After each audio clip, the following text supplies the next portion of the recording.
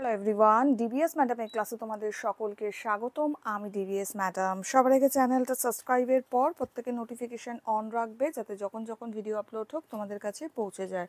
আলোচনার বিষয় সায়েন্সের আমরা চ্যাপ্টার 1-এ আলোটা পড়ছিলাম। এটা আমাদের কিন্তু এক্সামে আছে সেকেন্ড ইউনিট টেস্টে, তো আমরা আলোটা পড়া শুরু করছি। ঠিক আছে, আমাদের এতটা পড়া অলরেডি হয়ে গেছিলো। তো লাস্ট এই প্রশ্নটা আমরা করছিলাম, করতে করতে আমাদের ভিডিওটা কেটে গেছিলো। ঠিক আছে, তো যাই হোক, আমাদের প্রশ্নটা কী ছিল যে অরুণিমা একদিন জল ভর্তি বালতির মধ্যে, আমি একটু আস্তে বলছি, আমার একটু গলার একটু প্রবলেম রয়েছে, তো একটু আস্তে বলছি, হ্যাঁ। আচ্ছা, অরুণিমা একদিন জল ভর্তি বালতির মধ্যে একটা লাঠি ডুবিয়ে দেখে যে লাঠিটা যেন বাঁকা, কিন্তু যেই না লাঠিটা জলের ওপরে তুললো অমনি ওটা আবার সোজা হয়ে গেল। ঠিক আছে, এর কারণটা কি দেখো, একটা ধরো জলের বালতি আমি তোমাকে এখানে দেখাই।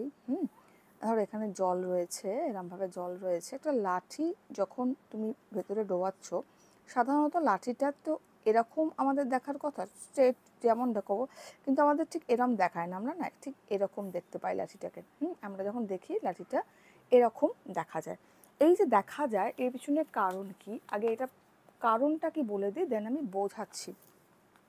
কি বলছে দেখো, বলছে প্রতিসরণের ফলে লাঠির প্রতিটা বিন্দু কি হচ্ছে না জলের মধ্যে, এটা জল হবে, জলের মধ্যে নিমজ্জিত অংশে, ওকে, ভেতরে লিখবে লাঠির প্রতিটা বিন্দু, এটা এটা জলের মধ্যে নিমজ্জিত, এটা হচ্ছে ব্র্যাকেটের মধ্যে, হ্যাঁ। লাঠির প্রতিটা বিন্দু অসৎবিম্ব প্রতিটা বিন্দুর প্রকৃত অবস্থান অপেক্ষায় কিছুটা ওপরে গঠিত হয়, ফলে জলের মধ্যে ডোবানো লাঠির অংশ বাঁকা মনে হয়। এর অর্থটা কি দেখো, আমরা ধরো একটা গ্লাস বা একটা বালতি, যার মধ্যে জল ঢালার পর আমরা কি দেখতে পারি না, এই যে গ্লাস বা বালতির যখন জলটা ঢাকছি এর মধ্যে দুটো জিনিস দেখতে পারি। কি দেখতে পারি, একটা হচ্ছে জলের অংশ, একটা হচ্ছে বায়ুর অংশ।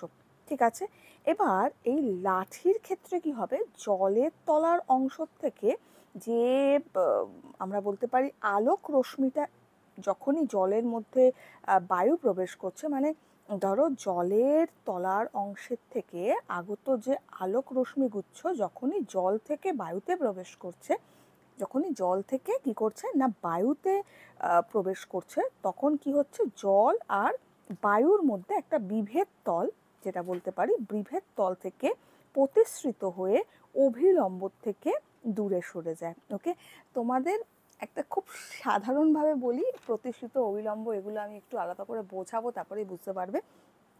সিম্পলি মনে হচ্ছে এই যে জলের লাঠিটা আমাদের এরকম হওয়া দরকার, কিন্তু জল আর বায়ুর মধ্যে যেহেতু যখন জল আলোটা কি হচ্ছে, আলোক রশ্মিটা কি হচ্ছে, জল থেকে বায়ুতে যখন আসছে, তখন জল আর বায়ুর মধ্যে বিভেদ তল থেকে একটা কি হচ্ছে না, আমরা যেটা রয়েছে সেটা কিন্তু দেখতে পারি না। আমাদের জলটা অটোমেটিক, এটা কি হয়, ওর নামটা কি জানো, লাঠিটা, অর্থাৎ লাঠিটা কি হচ্ছে আমাদের এরকমভাবেই থাকছে, কিন্তু আমাদের চোখ এই সোজা যে দৃষ্টিটা সেটা নিতে পারে না, আমরা কিন্তু এইভাবেই জিনিসটা দেখতে পাই। তো আমরা এখানে এই কথাটা বলতে পারি যে আমাদের একটা সিম্পলি দেখো, যখন এই লাঠিটা কি হচ্ছে, লাঠিটা জলের তলার অংশ থেকে আগত যে আলোক রশ্মিগুলো যখনই জল থেকে বায়ুতে প্রবেশ করছে, অর্থাৎ জলের থেকে যে আলোক রশ্মিটা বায়ুতে যখনই প্রবেশ করছে, বায়ুর বিভেদ তল থেকে প্রতিসৃত হয়ে অভিলম্ব থেকে দূরে সরে যাচ্ছে। ওকে, চোখ কিন্তু ওই বাঁকা পথটাকে অনুসরণ করতে পারছে না বা দেখতে পাচ্ছে না, তখন আমাদের কি মনে হচ্ছে, তখন মনে হচ্ছে লাঠিটা প্রকৃত যে অবস্থা আছে সেই অবস্থার থেকে উপরে কিছুটা রয়েছে। ঠিক আছে, যেমন আমরা বলতে পারি যে লাঠিটা জলে নিমজ্জিত থাকার অংশের যে প্রতিবিম্ব দেখতে পাওয়া যায়, ফলে আমাদের কি হচ্ছে না জলের বাইরের অংশ এবং জলের ভেতরের অংশের প্রতিবিম্ব একই সরলরেখায় থাকে না, এটা মনে হচ্ছে। তোমাদের এর চেয়েও যদি সহজ করে আমি বোঝাতে চাই, একটা সিম্পলি কথা বলতে পারি, আমি আরও সহজ করে বলার চেষ্টা করছি। ঠিক আছে, একটা সিম্পলি কথা তোমাদের আমি বলতে পারি, ধরো আমি এখান থেকে একটা লাঠিকে ডোবালাম, এখান পর্যন্ত ধরো জল রয়েছে। ঠিক আছে, আমি একটা লাঠিকে এখানে ডুবিয়েছি। ঠিক আছে, এবার লাঠিটা যখন আমি এতটা পর্যন্ত দেখতে পাচ্ছি, এতটা পর্যন্ত আমি সোজাই দেখছি। এবার এই যে অংশটা আছে, এই অংশটা আমি কিন্তু আর সোজা দেখতে পাচ্ছি না, আমি এখানে দেখতে পাচ্ছি, এইখানটা। কেন দেখতে পাচ্ছি? লাঠিটা কিন্তু সোজাই আছে, বাট আমি দেখছি এইখানে কিন্তু। ঠিক আছে? কেন এটা হচ্ছে? কারণ এইটা হচ্ছে কি, এই যে বায়ুর পোর্শন, আর এটা হচ্ছে জলের পোর্শন। ঠিক আছে? বায়ুরটা কি আছে? এটা লঘু মাধ্যম। জলেরটা কি আছে? এটা ঘন মাধ্যম। তো যখন আমাদের চোখটা দেখছে কোনো কিছুকে, তখন আমরা কি দেখছি? ঘন মাধ্যম, এখানে আলোটা ধরো পড়ছে, আমাদের সূর্যরশ্মি বা আলো পড়ছে, সেটা আমাদের চোখে কি হচ্ছে? রিফ্লেক্ট করছে। করে কি হচ্ছে? ঘন মাধ্যম থেকে যখন আমরা লঘু মাধ্যমে দেখছি, বা লঘু মাধ্যম থেকে যখন আমরা ঘন মাধ্যমে দেখছি জিনিসটা, তখন কি হচ্ছে? এই যে সোজা দণ্ডটা, সোজা লাঠিটা, সেটা আমরা বেঁকা দেখছি। কথাটা বোঝাতে পারলাম? দুটো মাধ্যমের ডিফারেন্স যখন হয়ে যাচ্ছে, এটা যেহেতু বাতাসের, এটা যেহেতু জলের, তো তখন যেহেতু আলোর রিফ্লেক্ট হচ্ছে এখানে, তো তার ফলে আমাদের কি হচ্ছে? দুটো মাধ্যমের চেঞ্জের ফলে আমাদের সোজা দৃষ্টিটা হচ্ছে না, আমরা কিন্তু একটু বেঁকা দেখছি। মোদ্দা কথা এটাই দাঁড়াচ্ছে, আর কিছু না। এবার এইটাকে সুন্দর করে লিখে নাও, এটা ভালো করে লিখবে। ওকে, ব্যাপারটা এটা দাঁড়ালো। ঠিক আছে?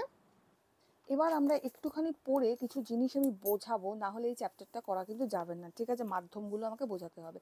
তো একটুখানি আমি এই পাতাটা একটু করিয়ে দিই, তারপরে আমি বোঝাচ্ছি। দেখো, বলছে এই রকম কত ঘটনাই আমাদের আমরা দেখি প্রতিদিন আমাদের পরিবেশে। এই সব আলোর খেলা, আলোর সম্বন্ধে জানতে এই সব ঘটনা কেন ঘটেছে তা বোঝা যায়। আমরা এই সবই করব, জানবো আলোর নানা কথা। দিনের বেলা আমরা ঘরের ভেতর সব কিছু দেখতে পাই, খাট, আলমারি, চেয়ার, টেবিল, সব কিছু। যখন রাত্রে নেমে আসে, তখন ঘরের ভেতরে আলো নিভে যায়। চাঁদের আলো বা রাস্তার আলোয় জানলা দিয়ে ঢুকতে পারে না, তখন আমরা ঘরের ভেতরে জিনিস দেখতে পাই না, আন্দাজে ঠাহর করতে হয়, মানে আন্দাজ করতে হয় আর কি। অথচ যদি একটা জোনাকি পোকা কোনোভাবে ঘরে ঢুকে পড়ে, সেটা দেখতে আমাদের কোনো অসুবিধা হয় না। সিম্পলি বলছে অন্ধকারে কোনো জিনিস দেখতে পাই না, আমরা একটা জোনাকি পোকা কিন্তু দেখতে পাই, বা ছোট্ট একটা টুনি লাইট জ্বালালেও আমরা দেখতে পাই। বলছে যে এবার ভেবে দেখো তো, জোনাকি পোকাটাকে তুমি দেখতে পেলে কেন? এবার বলো, কেন দেখতে পেলে? এটা জিজ্ঞেস করলে আমরা সিম্পলি একটাই কথা বলবো। দেখো, জোনাকি পোকা একটা আলোর উৎস। ঠিক আছে? যাকে আমরা বলতে পারি আলোর স্বপ্রভ উৎস। কি বললাম? স্বপ্রভ উৎস। জোনাকি পোকা আলোর স্বপ্রভ উৎস। এই জোনাকি পোকাটার নিজস্ব আলো আছে যেহেতু, সেই জন্য অন্ধকারে ওটা আমরা দেখতে পাচ্ছি, কারণ অন্ধকারে ওটা তো আলো জ্বলছে, সেই জন্য দেখতে পাচ্ছি। তাহলে জোনাকি পোকাটা একটা আলোর উৎস, বা আলোর স্বপ্রভ উৎস বলবে। ঠিক আছে? সেই জন্য দেখতে পাচ্ছি। অন্য জিনিসগুলো দিনের বেলা দেখতে পেলেও রাত্রিবেলা অন্ধকারে দেখতে পাও না কেন? দেখো, খাট, আলমারি যেসব পড়লাম, চেয়ার টেবিলগুলো, এসব আলোর স্বপ্রভ উৎস নয়, এগুলো অপ্রভ উৎস। অর্থাৎ এগুলো দিয়ে আলো অন্ধকার, এগুলোর তো নিজস্ব কোনো আলো নেই, তাই না? এগুলো অপ্রভ উৎস। দিনের আলো, যখন সূর্যের আলো থাকে, সেই জন্য ঘরটা আমাদের আলোকিত হয়, সেই আলোর জন্য আমরা জিনিসগুলো দেখতে পাই, তাই তো? কিন্তু অন্ধকারে সেটা হয় না। অন্ধকারে এই যে যেহেতু এগুলো অপ্রভ উৎস, তো সেই জন্য কোনোভাবেই আমাদের চোখে আসে না, আমরা দেখতে পাই না, তাই তো? এটাই। নেক্সট বলবে সপ্রভ আর অপ্রভটা মনে রাখবে। নেক্সট বলেছে রাত্রিবেলাতেও যদি তুমি ওই জিনিসগুলোকে দেখতে চাও, তাহলে তুমি কি করবে? অবভিয়াসলি কি করবে? তোমরা বলো, তোমরা পারবে, বলো। রাত্রে দেখতে হলে কি করবো? কমেন্টস করো। নেক্সট আমাদের কি বলেছে দেখো। তাহলে দেখা গেল কিছু কিছু বস্তু আছে যাদের নিজস্ব আলো আছে, অর্থাৎ এই বস্তুগুলোর নিজস্ব আলো নির্গত হয়। এই বস্তুগুলোকে স্বপ্রভ বস্তু বা আলোক উৎস বলে, যেমন সূর্য, তারা, জোনাকি ইত্যাদি। যেগুলো আলো আছে, নিজস্ব আলো আছে, সেগুলোকে আমরা স্বপ্রভ উৎস বলে থাকি, বা আলোক উৎস বলি। আবার যেসব বস্তু নিজস্ব আলো নেই, সেই বস্তুগুলোকে অপ্রভ উৎস বলা হয়, যেমন ইট, কাঠ, পাথর, যাদের আলো নেই, তো অপ্রভ উৎস। এটা তো একদম সহজ জিনিস, সবাই পারবে। বলেছে কেরোসিন লম্ফ, এটা স্বপ্রভ না অপ্রভ? আলো জ্বলছে, তার মানে স্বপ্রভ উৎসের মধ্যেই কাউন্টিং করব। পেন, এটা অপ্রভর মধ্যে পড়বে। জামার বোতাম, এটা অপ্রভর মধ্যে পড়বে। নেক্সট বলেছে মোমবাতি, এটা স্বপ্রভর মধ্যে পড়বে, জ্বলন্ত যেহেতু দিয়েছে সেই জন্য। জোনাকি বা নেভা মোমবাতি দিলে কিন্তু অপ্রভ হতো। আচ্ছা, জোনাকিটা আমরা পড়বো স্বপ্রভর মধ্যে। ছাতা দিয়েছে, এটা এটা অপ্রভর মধ্যে, তারা এটা সপ্রভর মধ্যে, চশমা অপ্রভ, সূর্য সপ্রভর মধ্যে, চাঁদ অপ্রভ, মনে থাকে যেন। ওকে, ক্লিয়ার হলো, বোঝা গেল। এবার দেখো আমাদের কি বলেছে। আচ্ছা, এই বাকি পড়াতে আমি যাওয়ার আগে একটা কথা বলি, কিছু জিনিস আমি বুঝিয়ে নিই, হ্যাঁ, নাহলে আমাদের পড়া করতে খুব অসুবিধা হবে। দেখো, সবার আগে আমি বলবো হচ্ছে একটা স্বচ্ছ মাধ্যম। আলো পড়তে গেলে আমাদের কিছু জিনিস জানতে হবে। যেমন দেখো, স্বচ্ছ মাধ্যম আর অস্বচ্ছ মাধ্যমটা কি। দেখো, স্বচ্ছ মাধ্যম কি? স্বচ্ছ মাধ্যম, ঠিক আছে, স্বচ্ছ মাধ্যমটা কি না, যে মাধ্যম দিয়ে আলো সহজে চলাচল করতে পারছে সেটাই হচ্ছে স্বচ্ছ মাধ্যম। ওকে, যেমন ধরো আমরা বলতে পারি কাঁচ, কাঁচ বলতে পারি, তারপরে আমরা বলতে পারি জল বলতে পারি, ওকে, বায়ু বলতে পারি। এগুলো কি স্বচ্ছ মাধ্যম। এগুলোর মধ্যে দিয়ে কি হয় না, আলোটা চলাচল করতে পারে। যে মাধ্যমের মধ্যে দিয়ে আলো চলাচল করতে পারে সেটাকে স্বচ্ছ মাধ্যম বলে। আর আরেকটা কি বলছে, অস্বচ্ছ মাধ্যম। অস্বচ্ছ মাধ্যম, ঠিক আছে। অস্বচ্ছ মাধ্যম কাকে বলছে? যেমন যে মাধ্যমের মধ্যে দিয়ে আলো একেবারেই চলাচল করতে পারে না তাকে অস্বচ্ছ মাধ্যম বলা হয়। যেমন আমরা বলতে পারি কাঠ হতে পারে, ঠিক আছে, পাথর হতে পারে, মানুষ হতে পারে, যেগুলোর মধ্যে দিয়ে কিন্তু তোমার আলো চলাচল করতে পারে না। তো এটা আলো চলাচল করতে পারে না, যদি যায় তো বাধা পাবে। ওকে, হুম। তো এটাকে কি বলা হচ্ছে না, অস্বচ্ছ মাধ্যম। যার মধ্যে দিয়ে আলো চলাচল করতে পারছে না সেটাকে আমরা বলছি অস্বচ্ছ মাধ্যম। যার মধ্যে দিয়ে আলো চলাচল করতে পারে সেটা স্বচ্ছ মাধ্যম। নেক্সট আমরা আরেকটা জিনিস জানবো, এটা হচ্ছে সমসত্ব আমরা জানবো, ঠিক আছে। সমসত্ব, ঠিক আছে। সমসত্বটা কি? দেখো, সমসত্ব হচ্ছে যে মাধ্যমের মধ্যে দিয়ে আলোটা কি হচ্ছে, যে মাধ্যমের মধ্যে দিয়ে আলোটা সব দিক থেকে সমান বেগে চলে, সব দিক থেকে সমান বেগে চলে। ধরো আলোটা কি হচ্ছে, ধরো এখানে আমি ধরছি বায়ু, হ্যাঁ, বায়ু, ঠিক আছে। যে মাধ্যমের মধ্যে দিয়ে আলোটা সব দিক থেকে সমান বেগে চলে তাকে বলা হয় হচ্ছে সমসত্ব। যেমন আমরা বায়ু বলতে পারি, জল বলতে পারি, কাঁচও বলতে পারি। আরেকটা আমরা কি জানবো না, অসমসত্ব। অসমসত্ব কি? অসমসত্ব, অসমসত্বটা কি না, যে মাধ্যমের মধ্যে দিয়ে আলো কিন্তু সব দিক থেকে সমান বেগে চলতে পারে না তাকে অসমসত্ব বলা হয়, ঠিক আছে। যেমন ধরো আমরা বলতে পারি যেগুলো কেলাসাকার বস্তু হয়, কেলাসাকার বস্তু দিয়ে কিন্তু কি হয় না, আলো কিন্তু সব দিক থেকে সমান বেগে চলতে পারে না। যেমন আমরা যদি একটা অভ্রর কথাই ধরি, অভ্র, অভ্র, এটা একটা কি না, অসমসত্ব, যেখান থেকে সব দিক থেকে কিন্তু সমান বেগে আলোটা চলতে পারে না, তো সেটাকে বলা হয় অসমসত্ব।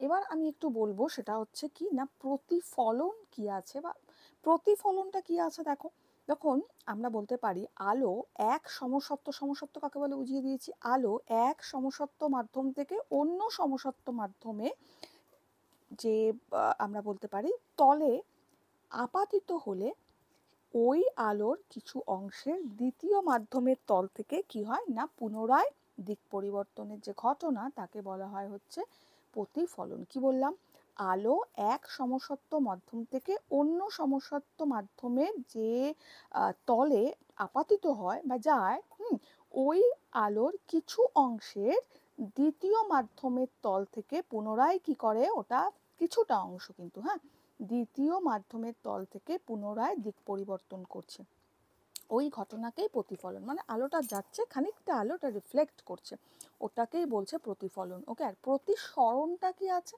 প্রতিসরণ হচ্ছে আপাতিত আলোর কিছু অংশ দ্বিতীয় মাধ্যমে যেটা প্রবেশ করে, প্রবেশ করে অন্য পথে চলে যাওয়ার ঘটনাই হলো হচ্ছে আলোর প্রতিসরণ। তাহলে কি বললাম, আপাতিত আলোর কিছু অংশ দ্বিতীয় মাধ্যমে প্রবেশ করে, যেটা প্রবেশ হয়ে যাচ্ছে, কিছুটা তো রিফ্লেক্ট বাপাস আসছে, কিছুটা তো চলে যাচ্ছে না, তো কিছুটা অংশ দ্বিতীয় মাধ্যমে যেটা প্রবেশ করে যাচ্ছে, প্রবেশ করে অন্য পথে চলে যাওয়ার যে ঘটনা তাকেই বলা হচ্ছে প্রতিসরণ। যেটা চলে যাচ্ছে আলোটা, যেটা বাপাস আসছে আবার ফিরে আসছে, সেটাকে আমরা কি বলি? প্রতিফলন। মনে থাকে জানো, ঠিক আছে?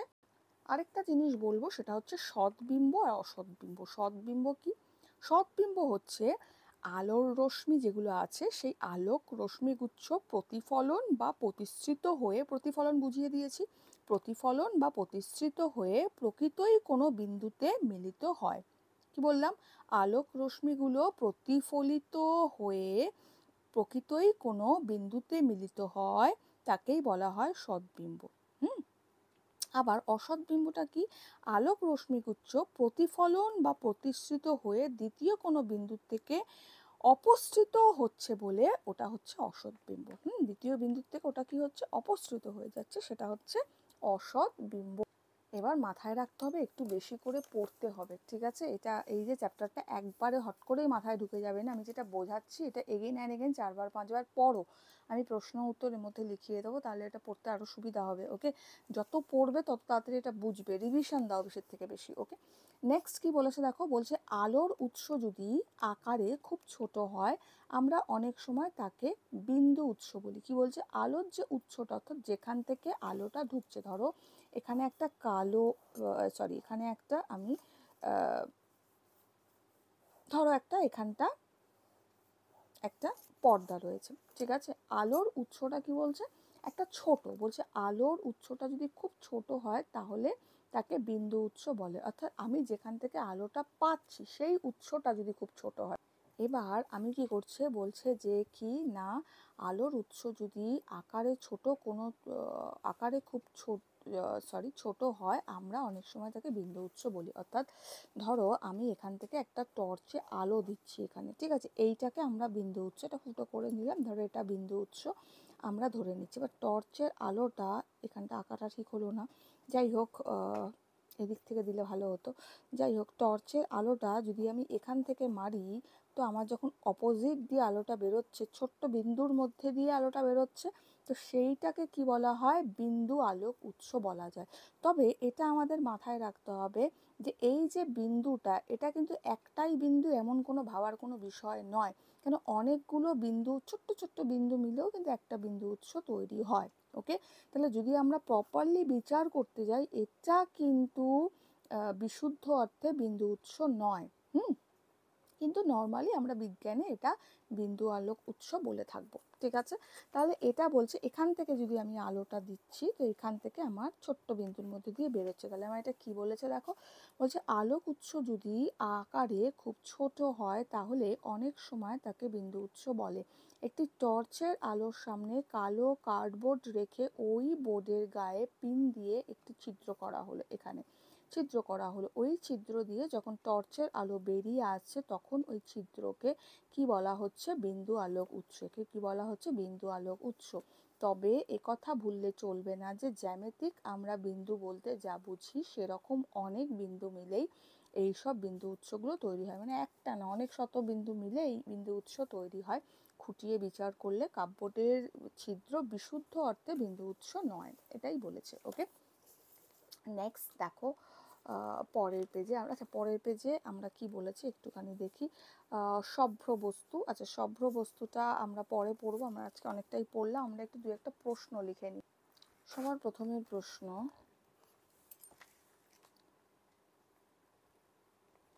সূচি ছিদ্র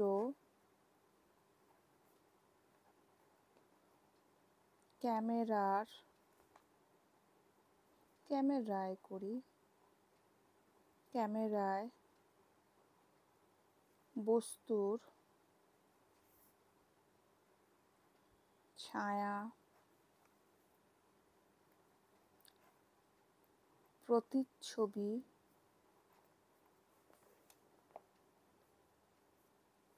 দেখা যায়। কি দেখা যায়? না, প্রতিচ্ছবি দেখা যায়, ঠিক আছে? প্রতিচ্ছবি দেখা যায়। নেক্সট পরের প্রশ্ন আমরা নিতে পারি,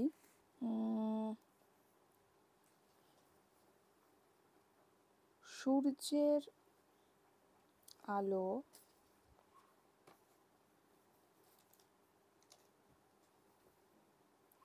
ড্যাশটি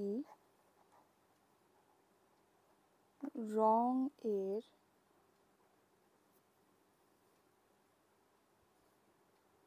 আলোর সমষ্টি। কটা আলোর সমষ্টি, কটা রঙের সমষ্টি? না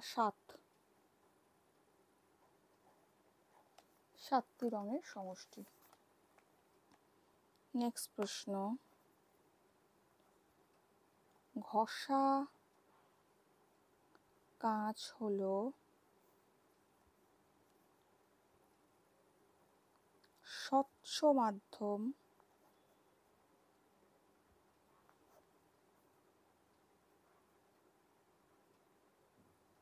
অস্বচ্ছ মাধ্যম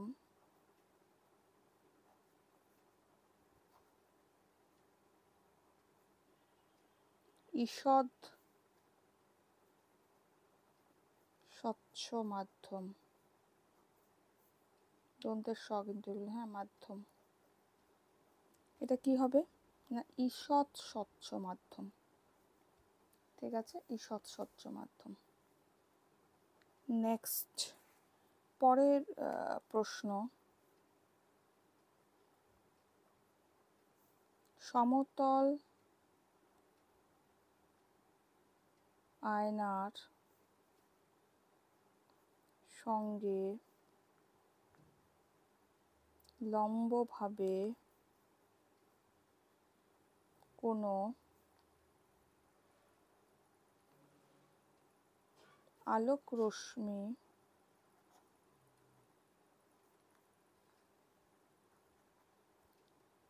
আপাতিত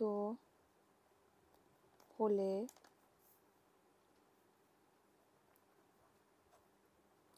প্রতিফলন কোণের মান হবে ড্যাশ। Answer is 0 degree.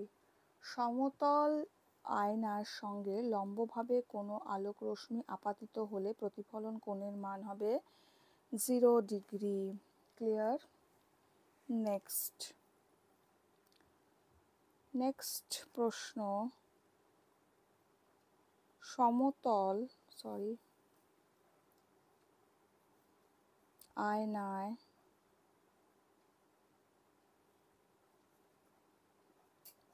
প্রতিফলনের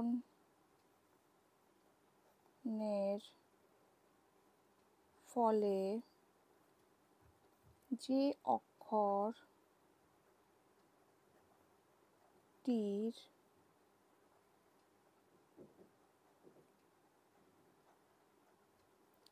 পার্শ্বীয়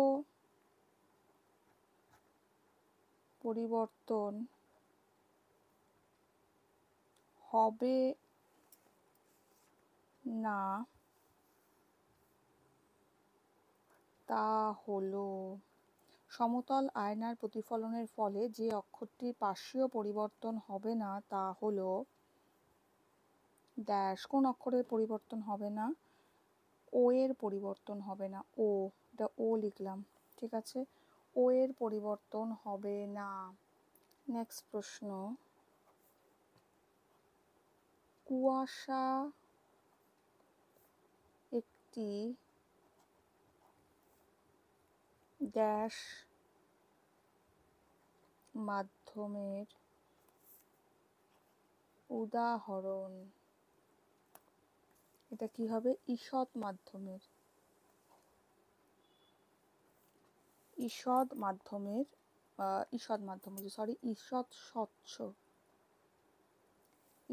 স্বচ্ছ মাধ্যমের উদাহরণ। এগুলো পড়ো একটু পরে, নেক্সট ভিডিও আসছে। ভিডিওটা লাইক শেয়ার করো।